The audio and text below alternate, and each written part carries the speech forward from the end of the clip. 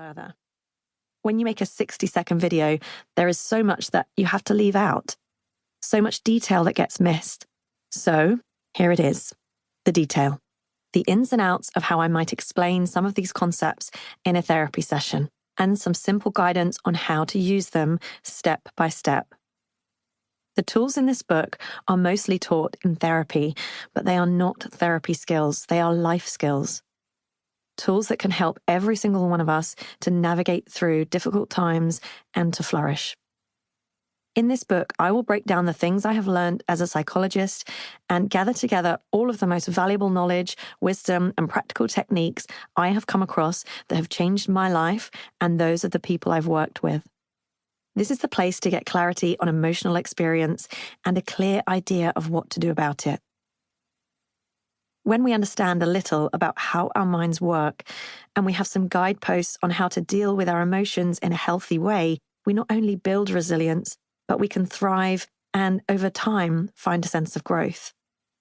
Before leaving their first therapy session, many people want some sort of tool they can take home and start using to ease their distress.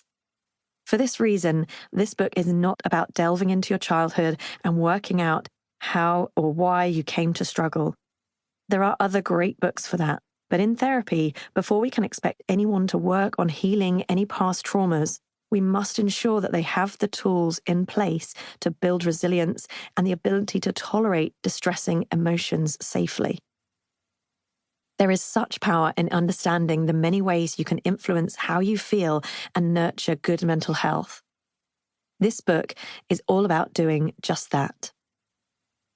This book is not therapy, in the same way that a book about how to maximize your physical health is not medicine.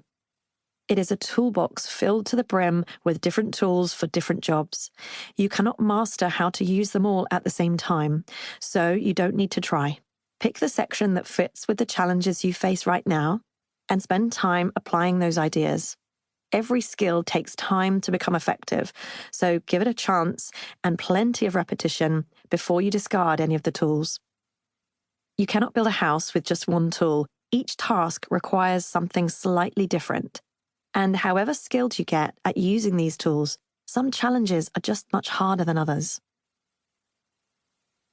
To me, working on maximizing our mental health is no different to working on our physical health.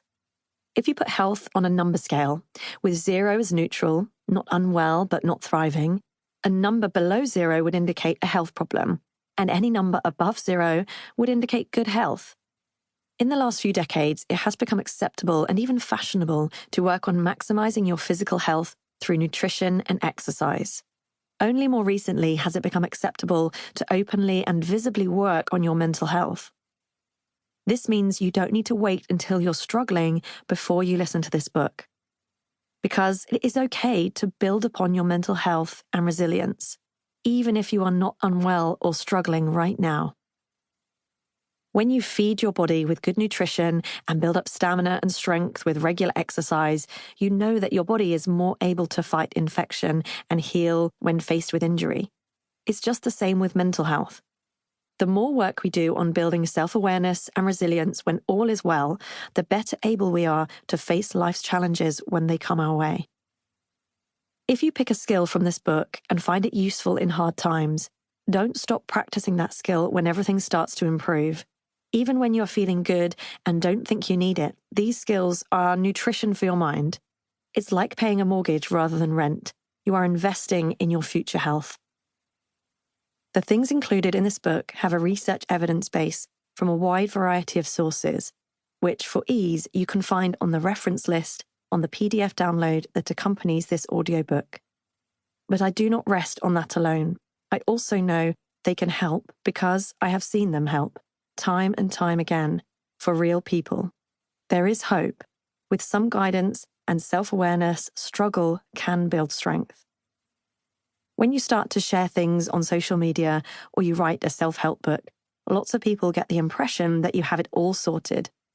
I've seen a lot of authors in the self-help industry perpetuate this idea. They feel they have to look as if the things life throws at them leave no dents or scars. They suggest that their book contains the answers, all the answers you will ever need in life.